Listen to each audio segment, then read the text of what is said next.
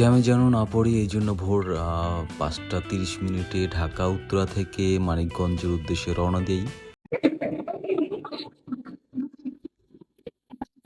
বন্ধুরা, আমি সোহাগ ম্যামস আছি তোমাদের সাথে।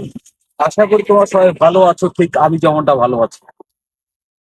আজকে আমি ঢাকা উত্তরা থেকে মানিকগঞ্জে যাচ্ছি। মানিকগঞ্জের পুরো ট্যুরটা আমি তোমাদের সাথে শেয়ার করব। চলো।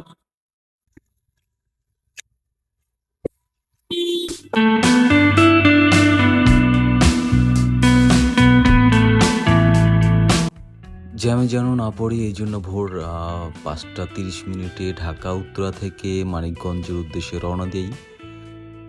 বের হয়ে ওয়েদারটা এত চমৎকার ছিল, আকাশ মেঘলা ছিল। প্রায় সকাল ৭:৩০ পর্যন্ত রোদ ওঠেনি।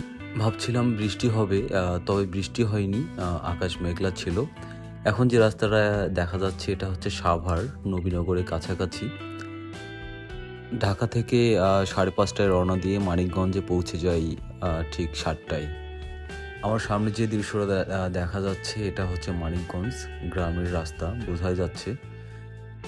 ঢাকা থেকে মানিকগঞ্জের রাস্তাটা এখন বেশ ভালো করেছে। অনেক আগে গিয়েছিলাম মানিকগঞ্জ, তখন রাস্তাটা এত চমৎকার, এত সুন্দর ছিল না।